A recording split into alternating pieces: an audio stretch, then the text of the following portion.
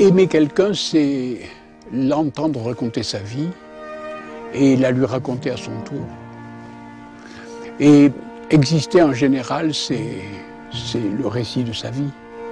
Alors, le récit peut être de telle ou telle nature, héroïque, comique, etc. Mais il faut un récit.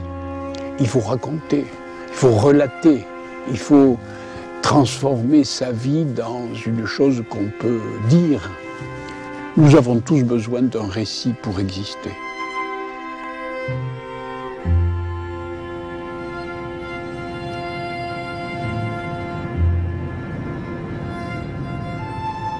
Tu prends à droite. Tu vas pratiquement vers la Garonne, quoi, tu vois. Et nous allons à Poulers, qui est un lieu qui ne se trouve pas du tout dans la plaine, mais au contraire dans les collines qui bordent la vallée de la Garonne. Je vais vers mon enfance. Et si je me perds, c'est que je me perdrai dans un voyage de régression dans le temps. Voilà, tu vas aller tout droit. Et tu vois, c'est le canal ici. On va passer à droite et à gauche, un peu plus loin, il y a le cimetière où sont enterrés mon père, ma mère, mon frère, enfin, et où probablement je serai moi-même enterré, puisque je ne vois pas pourquoi je serai à Paris, je suis ici.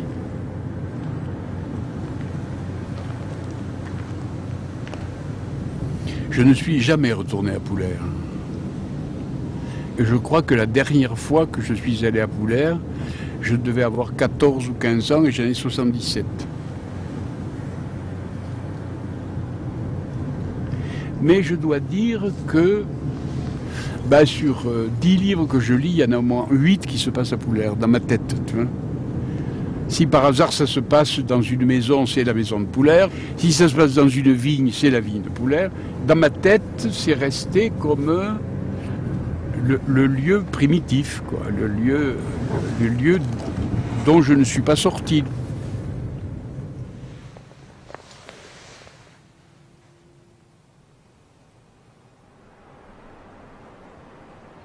Dans ma famille, au repas, on parlait toujours de cette pute, la Garonne, qui était toujours en train de nous emmerder, de monter, de descendre, de manquer d'eau, d'avoir trop d'eau, trop de courant, etc.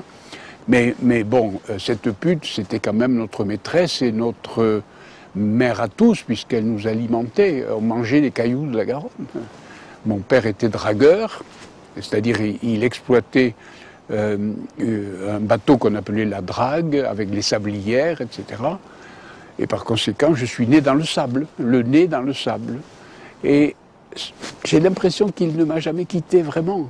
Lorsqu'on a les pieds ainsi enracinés, où qu'on aille, on transporte ce genre de choses. Et qu'on écrive ou qu'on n'écrive pas, c'est toujours présent.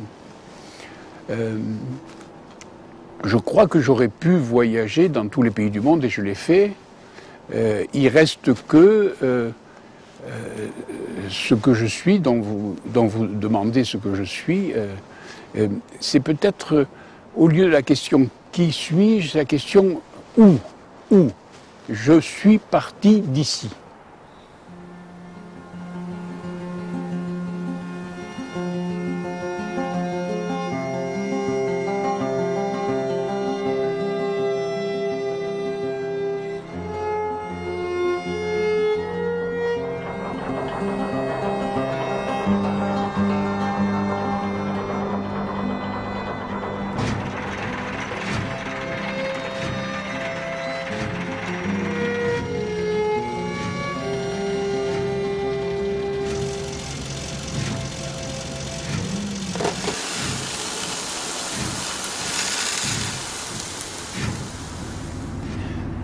Nous étions dans un métier absolument extraordinaire.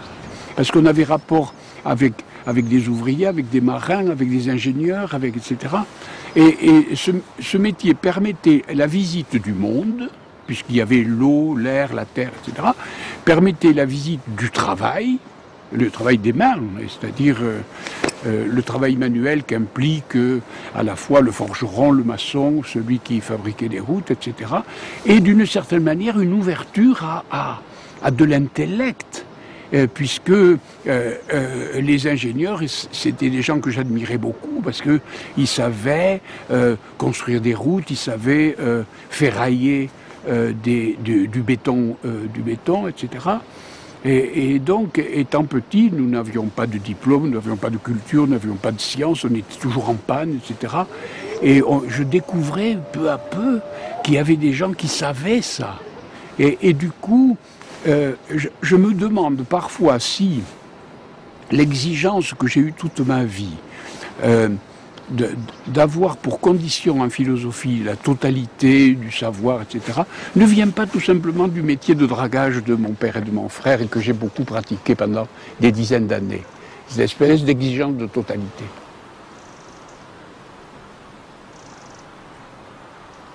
Mon père et même mon beau-père, qui est aussi d'Agen, détestaient qu'on change de classe sociale.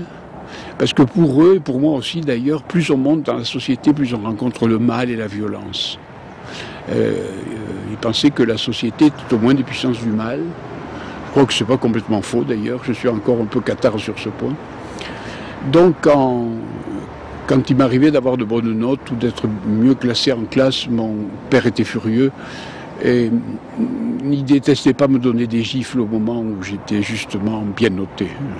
J'ai beaucoup reçu des gifles pour avoir été bien noté. Mais je n'ai jamais cessé d'être proche de l'entreprise, aussi loin que j'aille. Quand il y avait une difficulté sur Garonne, je revenais, bien sûr. Mon frère était quasi jumeau, il avait simplement 11 mois de plus que moi. Et nous avons toujours travaillé ensemble de façon très gémellaire et associée.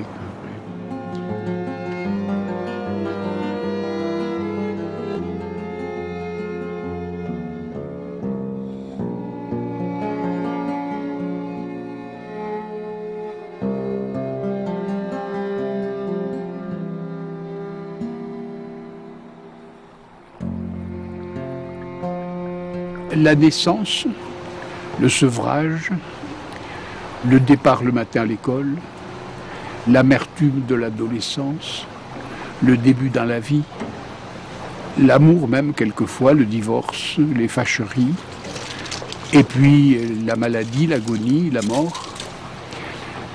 Je crois que quand on a fait cette liste, on s'aperçoit que l'expérience humaine fondamentale, c'est l'abandon. Être abandonné, pourquoi m'as-tu abandonné? Mon amour, pourquoi m'as-tu abandonné? Ou alors, pardon, mes amours, de vous avoir abandonné. Alors, qu'est-ce qui rachète l'abandon? C'est la mémoire, le souvenir.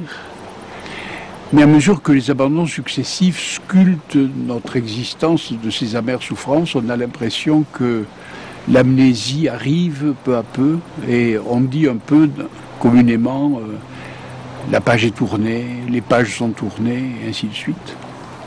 Il y a dans l'oubli quelque chose d'assez positif, enthousiasmant, rebondissant, etc. Alors oui, mémoire, mais aussi beaucoup d'oubli. Si on se souvenait de tous ces arrachements, on en mourrait sans doute et on passerait sa vie à souffrir de ça.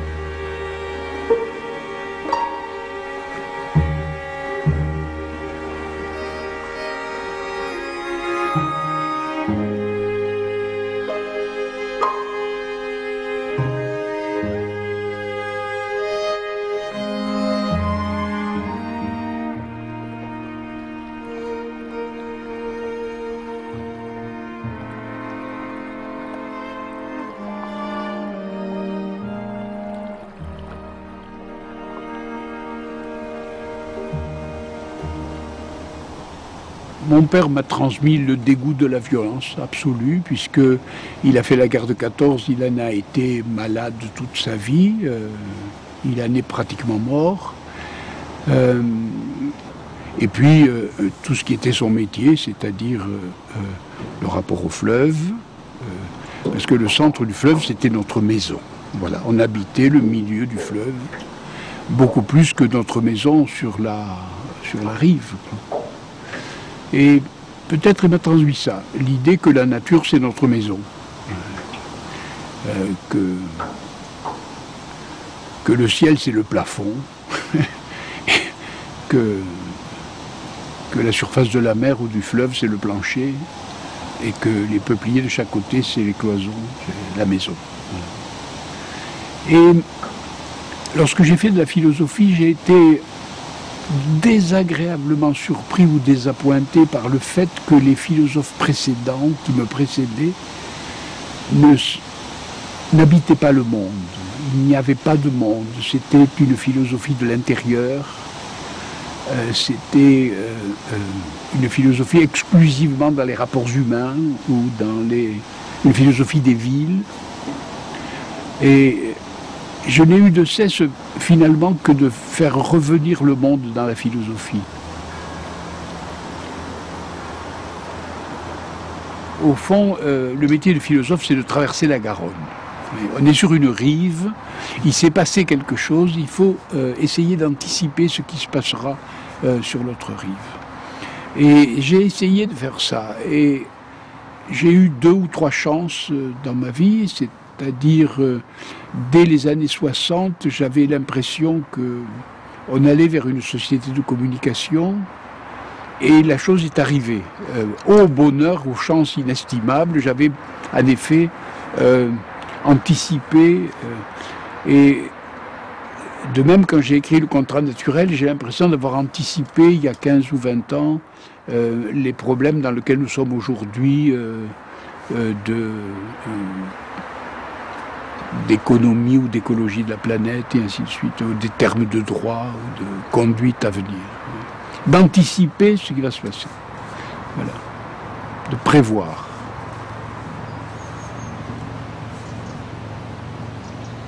Ce qui fait avancer les choses, c'est tout d'un coup une intuition qui fait voir une chose évidente et qui n'était pas évidente avant. Et pour que cet événement nouveau soit perçu, il faudrait un calme, une attention, une oreille tellement attentive qu'elle serait sensible au moindre bruit. Parce que la chose très nouvelle ne fait pas beaucoup de bruit, elle est très très discrète, etc. Les grands inventeurs sont des gens sans doute qui avaient une énorme oreille et qui pratiquaient un silence divin.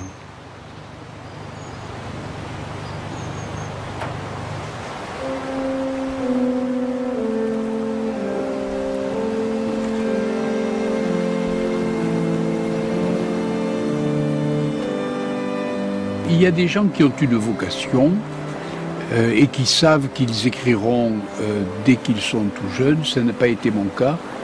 Je me suis mis à écrire peu à peu. Mais tout d'un coup, c'est devenu ma vie d'écrire tous les jours. Pas un seul jour sans une ligne d'écriture. C'est devenu mon travail, c'est devenu mon artisanat. Où, vous savez, on vient à l'écriture pour une raison très simple, c'est qu'un jour on écrit à quelqu'un qu'on aime et au lieu de lui écrire une page, on lui écrit 40 livres. Voilà. Puis on oublie peut-être la destinatrice à un moment. Mais il faut toujours qu'il y ait une adresse, un destinataire. On ne peut pas écrire comme ça, on écrit pour quelqu'un, à quelqu'un.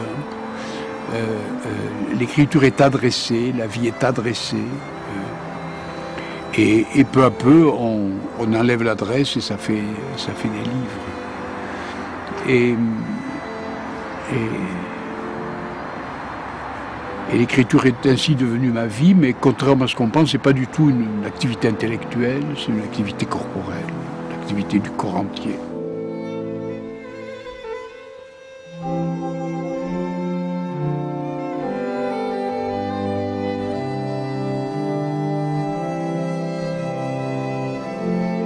a dans le sport quelque chose qui est intéressant et qui touche un peu la pensée presque. J'avais même écrit un livre sur le corps, Variations sur le corps, que j'ai dédicacé à mes professeurs d'éducation physique, à mes entraîneurs, à mes guides de haute montagne qui m'ont appris à penser. Et pourquoi j'ai dit qu'ils m'ont appris à penser? Parce que un professionnel du sport est un homme qui, en très peu de temps, fait très rapidement des gestes très sophistiqués en les enchaînant de façon foudroyante.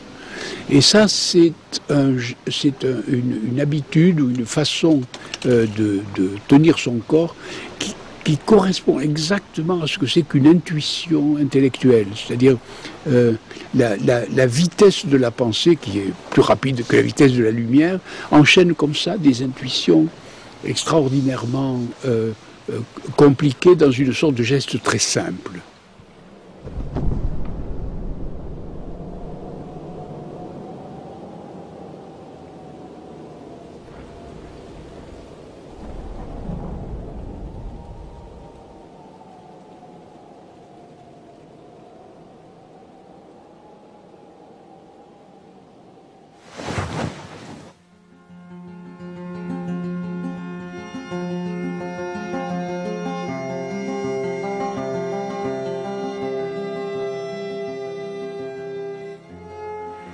J'aime beaucoup les fleuves, j'aime beaucoup la mer, j'aime beaucoup les forêts, j'aime beaucoup la campagne, la nature, le monde, etc.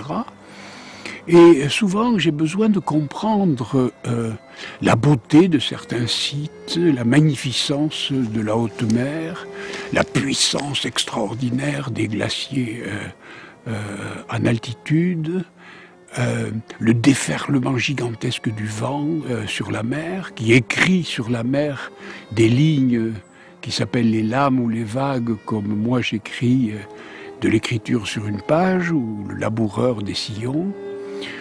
Et souvent je me demande, mais voyons, qu'est-ce que c'est ce bruit que le vent fait dans le feuillage? Qu'est-ce que c'est ce hurlement que la tempête fait sur la mer? Le vieil animisme revient dans ma tête, c'est-à-dire je me demande s'il n'y a pas du divin dans l'univers, non pas Dieu comme personne ou comme entité, mais l'adjectif, le simple adjectif. Et il y a en moi une sorte d'étonnement et de fascination devant ce que je crois être du divin dans l'univers. Quand on croit qu'il y a du divin dans l'univers, on est absolument certain qu'il n'y en a pas dans la société. Il m'est arrivé souvent de manger à la table des grands de ce monde ou des puissants de ce monde. Et peut-être la religion a cette vertu de vous dire que si Dieu existe, il n'est pas ici. Que si Dieu existe, il n'est pas à la table des grands de ce monde, et que les grands de ce monde ne sont finalement que des corps comme le mien et qui ont les pieds posés à peu près à la même altitude que les miens. Et donc il y a dans cette mysticité des amorces très très puissantes de non-croyance aux religions traditionnelles. C'est ça qui me permet d'avoir un pied dehors, un pied dedans. Mécréant mystique.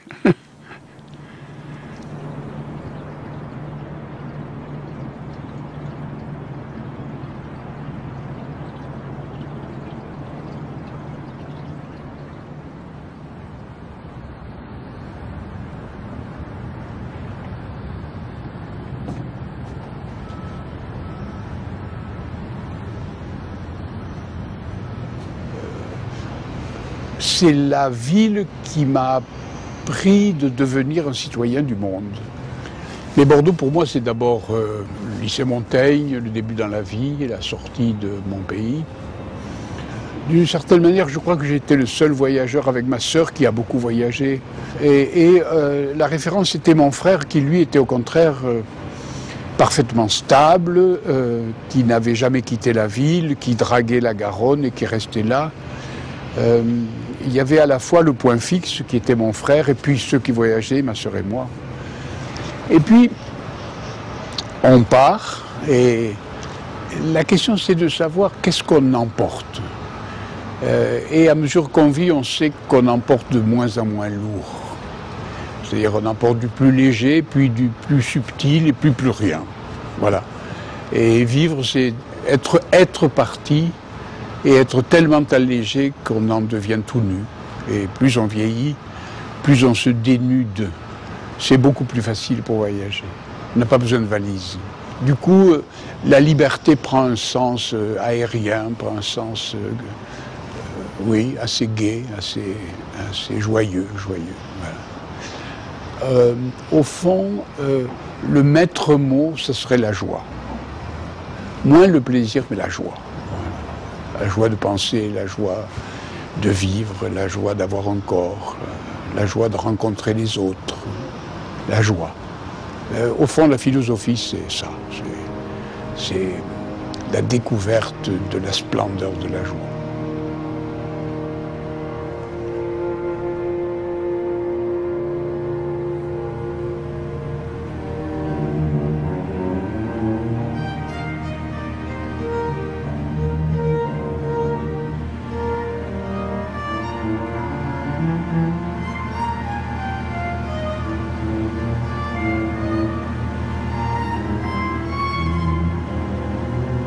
L'école navale, c'était quand même la promesse de voir le monde, c'est-à-dire la promesse d'appareiller, de ne pas rester là, coincé, comme je l'avais été pendant ma jeunesse, dans un îlot de province.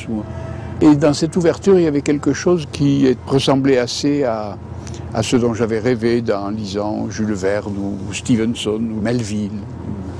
Au fond, l'école navale, c'était Moby Dick en action. La promotion 1944 de l'école navale achève aujourd'hui son stage d'études. Dernière classe, un livre qui se ferme, et voici que commence la réalisation d'un rêve. Les bagages, simple formalité. Mais pour être marin, on n'en est pas moins homme. Et dans la marine, on ne s'en va jamais sans son lit.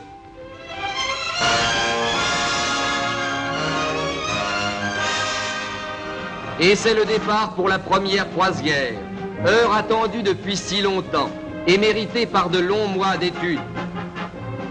Ici s'ouvre la porte du large, première échappée pour la grande aventure. La Jeanne d'Arc ne sera pas utilisée cette fois. 2 destroyers à sa place vont emporter cette cargaison de jeunesse, d'enthousiasme et de science neuve. Je suis la promotion 49, ce qui est beaucoup plus d'un demi-siècle maintenant. Et 49, c'est quelques années seulement après la fin de la Seconde Guerre mondiale. Et en 45, comme vous le savez, en août 45, avait explosé au Japon, à Hiroshima, Nagasaki, les premières bombes atomiques, A. Et la génération qui me précède immédiatement et la mienne ont réagi de façon assez forte à ce qu'on appelle aujourd'hui l'éthique des sciences, enfin la morale scientifique, les questions posées par les rapports entre la recherche savante, la technologie de pointe, l'humanité, l'environnement, la guerre, etc. Une sorte de problème qui aujourd'hui est répandu partout et que tout le monde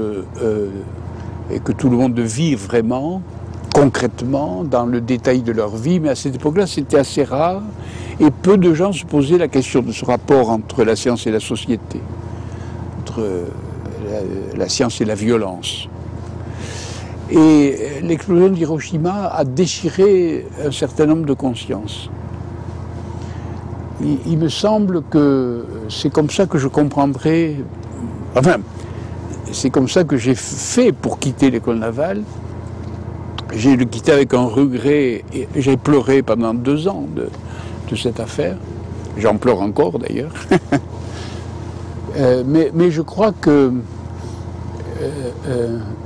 il y a des actes dans la vie qui sont instinctifs, qui sont aveugles, complètement aveugles, mais qui sont irrigués par une lumière intérieure qu'on voit par la suite. Voilà. La lumière arrive après. Mais c'était de ça qu'il s'agissait.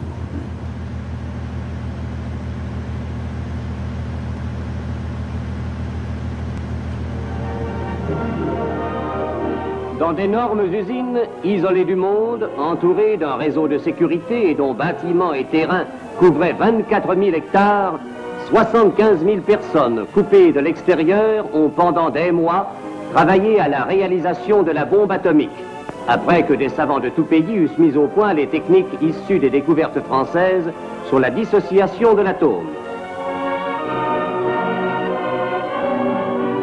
L'atome est formé d'un noyau composé de protons et de neutrons autour duquel tournent des électrons. Le nombre de ceux-ci détermine la nature du corps. Un seul électron et c'est l'hydrogène, 2 c'est l'hélium, 3 c'est le lithium, 92 c'est l'uranium. La possibilité enfin découverte de diviser l'atome au moyen d'un neutron permit la naissance de la bombe atomique. Parmi mes premiers articles, après la sortie de l'école normale supérieure, ça a été de traiter de ce problème-là. Parce que j'avais été scandalisé jusqu'au plus profond de moi-même par les professeurs qui, à la Sorbonne, faisaient des cours sur la physique, enfin ce qu'on appelait autrefois la philosophie des sciences, et qui ne parlaient jamais de ces questions dramatiques, de ces questions tragiques, qui avaient secoué l'humanité il y a à peine quelques années. Ils étaient encore dans la vieille idée. C'était déjà des dinosaures.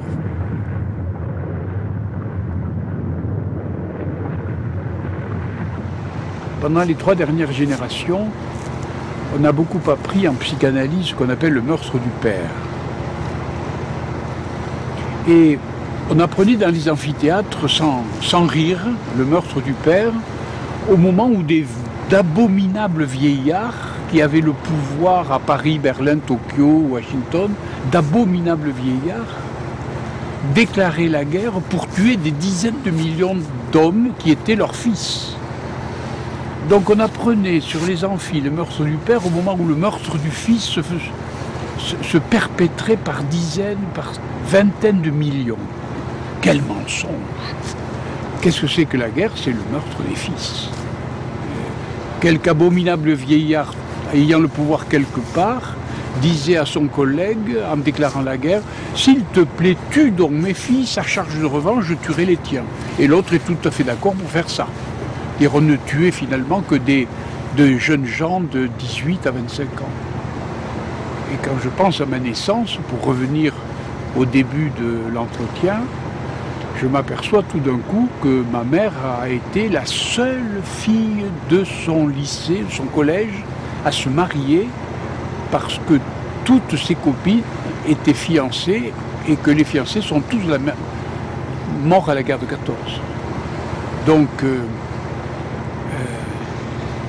les filles autour des années 19, 20, 21, 22, 30 ne se sont pas mariées. Il n'y avait plus de fils, il n'y avait plus de fiancés, il n'y avait plus de jeunes gens, il n'y avait plus de paysans, il n'y avait plus de savants. On avait fait la razzia sur les fils. Quels abominables personnages que les gens qui ont leur statut aujourd'hui sur les places publiques. Mais on devrait supprimer ces statuts aussitôt. Ils ont tué tous nos enfants. Ils ont tué tous leurs enfants.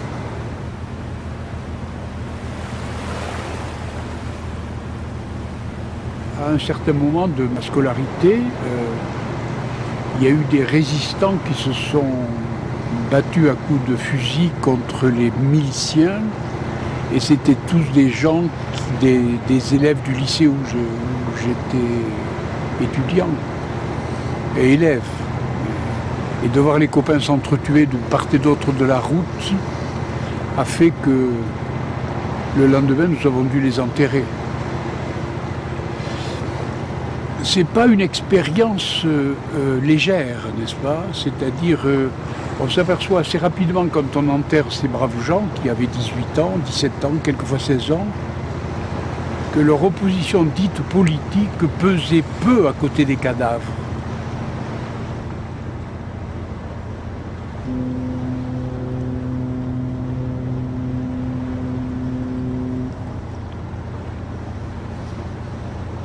Je crois que j'ai fait de la philosophie à cause de la guerre. Parce que le problème de la violence a toujours été, pour moi, le problème fondamental des hommes.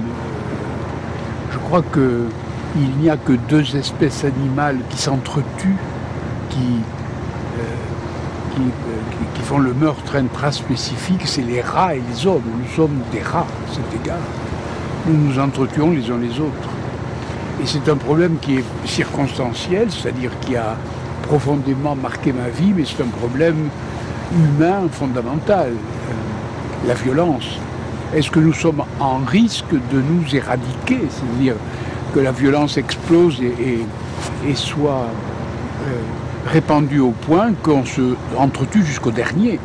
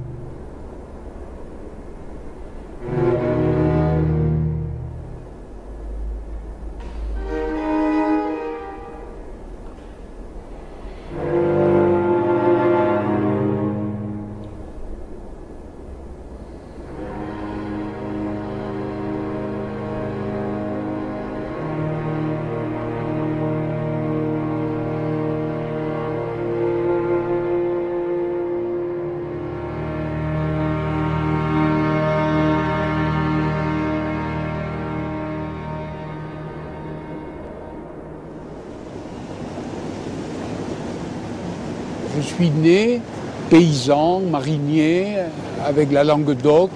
Donc je suis villageois, cutéreux, voilà. Et puis, le destin a fait de moi un citoyen du monde. C'est-à-dire que j'ai enseigné au Japon, en Corée, en Australie, en Afrique du Sud, aux États-Unis, au Canada, au Chili. D'où êtes-vous? De ce point-là et de partout. Mais dans l'intermédiaire, je passe. Autrefois, j'avais une adresse. 128 rue de Montreuil-Vincennes, c'est mon adresse. Si vous voulez m'envoyer du chocolat, envoyez-moi à cette adresse. Mais maintenant, je ne reçois plus rien à cette adresse-là. C'était autrefois que je vivais dans cet espace reconnu avec des distances, etc. Maintenant, quelle est mon adresse? C'est michel.serre@douanadou.fr ou 06 20 02, etc. Mais c'est des codes, ça ne se réfère plus à l'espace. Donc, nous ne vivons plus dans l'espace. Nous ne vivons plus dans le même espace qu'autrefois. Nous vivons dans un espace de voisinage.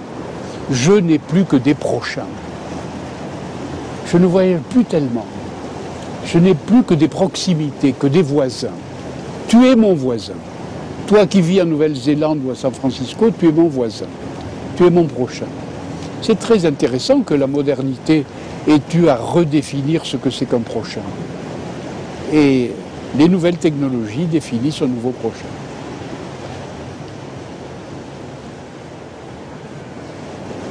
Quand vous enseignez dans les régions, on enseigne quelquefois à 30 ou 40 personnes, et c'est un rapport presque individuel, chaleureux, et qui peut avoir des allures familiales, presque familiales. Vous arrivez à la Sorbonne, vous commencez à avoir 600, 700, c'est-à-dire plusieurs centaines de personnes.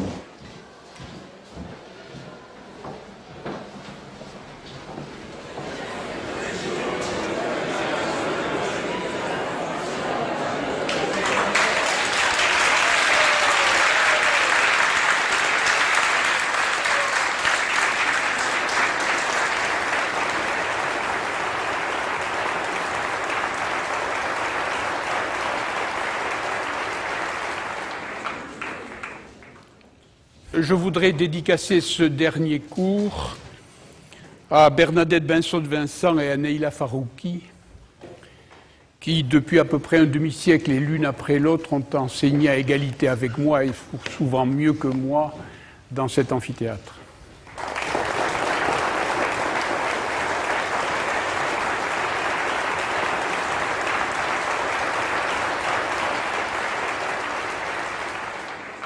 Le plaisir est intense. Le plaisir est intense parce que, d'abord, on parle à deux personnes quand on parle dans un public. On parle à cette personne que vous voyez là, parce que finalement, on voit tout le monde. Hein. On voit la brune, le blond, le vieux, le jeune, celui qui a un chapeau, celui qui a une cravate de travers, on les voit tous. Donc on les voit individuellement. Mais on voit quelqu'un de spécial et que je ne peux pas définir, qui est tout.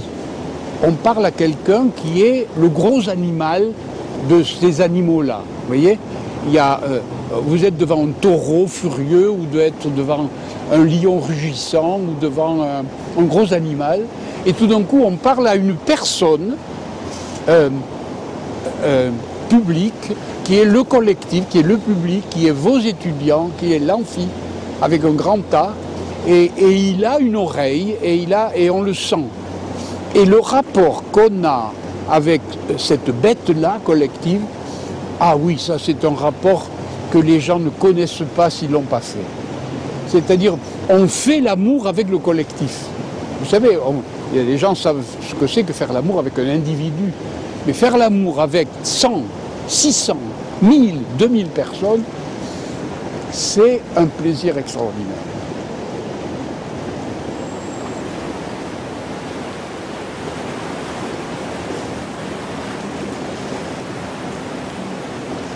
Est-ce que les philosophes ont des maîtres? Est-ce que les philosophes ont des disciples?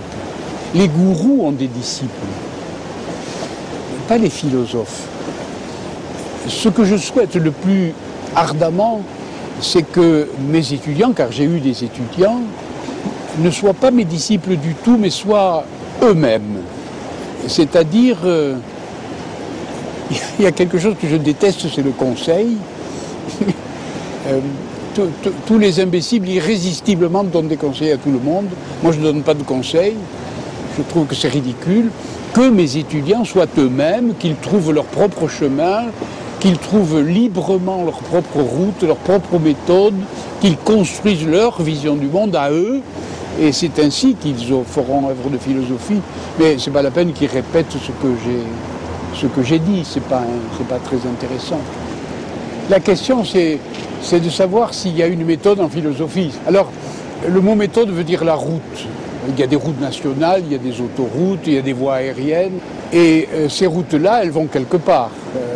La voie Paris-New York va à New York, la Seine va à Rouen, etc. Il n'y a pas de méthode pour l'invention. L'invention vient quand elle veut, comme le roi. Elle vient sur des pattes de colombe, elle vient comme un voleur dans la nuit, elle vient comme un cambrioleur qu'on n'attend pas. Elle est un peu imprévue, imprédictible. Or, il me semble que la philosophie est proche de l'invention. Toutes les inventions de l'ère moderne sont dans le projet de Descartes. Devenir maître et possesseur de la nature, ce projet qu'aujourd'hui nous mettons en cause. Tout le Moyen-Âge est dans le projet d'Aristote. Il me semble que la philosophie, c'est l'anticipation des pratiques et des usages qui vont venir. Il faut être très attentif à ce qu'il y a de nouveau, hein, puisque c'est l'invention. Or, pour être très attentif à ce qu'il y a de nouveau, il faut filtrer ce qui n'est pas nouveau. Donc, il faut savoir beaucoup de choses. Ah non, non, non. Il faut savoir tout. Et la condition fondamentale de la philosophie, c'est l'encyclopédie. Il faut tout savoir. Alors, vous me direz, c'est impossible. Eh bien, c'est impossible, mais c'est ça la philosophie. C'est pas possible, c'est un travail d'Hercule, ben il faut le faire. C'est impossible, mais c'est nécessaire. Un philosophe qui ne saurait pas beaucoup de mathématiques, beaucoup de physique, beaucoup de chimie, beaucoup d'histoire, beaucoup de sociologie, qui n'aurait pas vu tout le monde, qui n'aurait pas essayé de voir toutes les classes sociales, etc., qui n'aurait pas embrassé ce qui est inembrassable, c'est pas un philosophe. Bon, j'ai tenté le coup, on peut se casser la gueule, je me suis probablement cassé la gueule, mais ça valait le coup. Enfin, le philosophe et honnête homme Michel Serres reçu officiellement aujourd'hui à l'Académie française. Cérémonie immuable, mais les rumeurs du monde ne pouvaient pas bien sûr s'arrêter devant le Quai Conti. Considérons en effet avec le courage nécessaire le caractère séculaire et tragique du 18e fauteuil où les hasards de votre élection me placent. Au maréchal Foch qu'il obtint quand le siècle récent ne comptait que 18 ans, succéda un deuxième homme d'armes, comme la Seconde Guerre mondiale suivit la première, puis s'y assit l'ambassadeur François Poncet, présent, actif, dans les négociations qui précédèrent et conclurent le deuxième conflit, le président Edgar Faure me devance, qui intervint comme procureur général adjoint au procès de Nuremberg. Ces patronymes scandent notre siècle au même rythme que les guerres, parmi des millions de morts sur les champs de bataille, sous les bombardements et dans les camps d'extermination. Siège terrible qui martialement me ramène à la jeunesse héroïque de mon père combattant volontaire à Verdun et à celle de ma mère, seule jeune fille de sa classe à pouvoir se marier parmi des camarades toutes veuves blanches de leurs fiancés, ainsi qu'à ma propre enfance amère, assourdie de mensonges et terrifiée d'horreur. À ces noms en effet s'associe la gloire militaire d'une victoire qui se réduisait peut-être à un suicide européen, la honte politique de la collaboration, la réconciliation diplomatique qui tente de précéder ou qui suit les conflits, enfin le jugement d'un droit international encore à naître. Quelle philosophie de l'histoire me permettra d'embrasser dans la clairvoyance et la pitié ce siècle barbare et fondateur dont nous ne savons encore si les progrès foudroyants balanceront les plus archaïques régressions.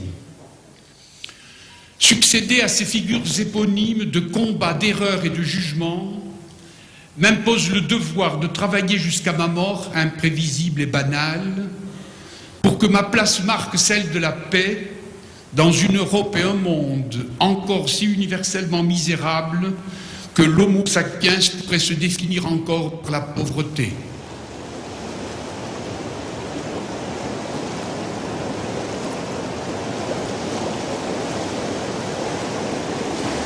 C'est là qu'on rend la justice. Et je crois qu'une des plus belles avancées de l'humanité, ça a été l'abolition de la peine de mort. Pourquoi? Parce que chaque fois que nous faisons un progrès sur la question de la mort, il ne s'agit plus d'histoire, il ne s'agit plus de sociologie, il ne s'agit plus de politique, il s'agit de l'hominisation. C'est-à-dire nous étions probablement et sûrement des bêtes, nous le sommes encore, et nous devenons progressivement des hommes. Et le jour où Abraham n'a pas tué son fils Isaac, ça a été un moment d'hominisation formidable. Parce que le meurtre du fils est arrêté. Hélas, il ne s'est pas arrêté pour autant, puisqu'il y a des guerres. Mais le jour où, avec Robert Badinter, la France a aboli la peine de mort, non, on n'a pas fait un progrès historique, on n'a pas fait un progrès politique, on a fait un progrès vers l'humain. C'est une bifurcation complète de l'humanité, pas seulement de la France, etc. Et à partir de là, un des vrais combats de l'humanité aujourd'hui, c'est d'adoucir la peine de mourir. Et là, ça pourrait s'appeler aussi l'abolition de la peine de mort. Parce que nous sommes tous destinés à cette peine. Et ceux qui font aujourd'hui des soins palliatifs, les médecins qui dans les hôpitaux font des soins palliatifs, abolissent la peine de mourir, c'est-à-dire abolissent aussi la peine de mort. Vous y pensez pour vous, à la mort? Je crois que lorsque nous naissons, nous mettons très longtemps à prendre conscience que nous vivons. Un enfant de 18 mois n'a pas la même conscience qu'un enfant de 5 ans, de 12 ans, de 18 ans et aujourd'hui. Donc il y a une croissance dans la présence à la vie. Et pourquoi n'y aurait-il pas, à la fin de la vie, où je suis maintenant, une sorte de décroissance un peu symétrique à la croissance que nous avons connue lorsque nous étions enfants. Et cette décroissance nous accompagnerait vers la peine de mourir en l'adoucissant au fur et à mesure.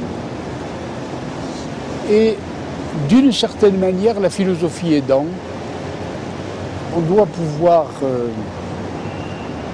emprunter cette route-là. La route... je suis un enfant en décroissance, comme l'enfant est un adulte en croissance. Une sorte de symétrie qui adoucirait peu à peu cet événement, comme la conscience progressive de l'enfant adoucit peu à peu la peine de naître.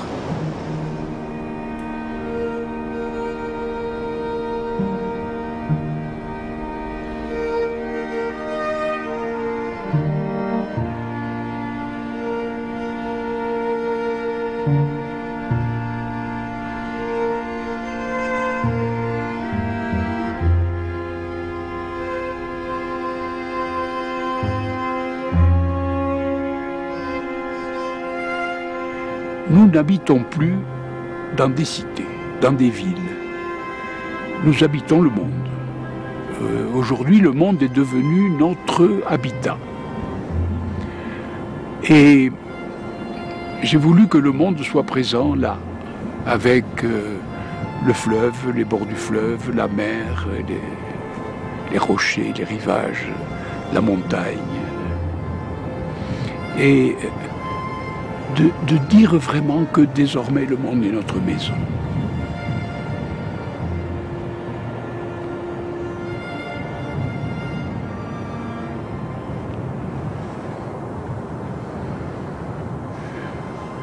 Au fond, ce que je voulais, que je veux toujours, et le finir avant que ce soit le terme de mon voyage, ce que je veux, c'est dessiner ou construire une sorte de représentation globale, une philosophie qui comprendrait une cosmologie, la physique de la Terre, la biologie, le vivant, pour arriver aux sciences humaines, à l'anthropologie, à la société, à la politique, à la psychologie même. Et pourquoi faire ce système global? Pourquoi? C'est tout simplement parce que nous avons, subi de telles mutations dans les dernières années que nous vivons dans un nouveau monde, sur une nouvelle terre et sûrement aussi sous un nouveau ciel.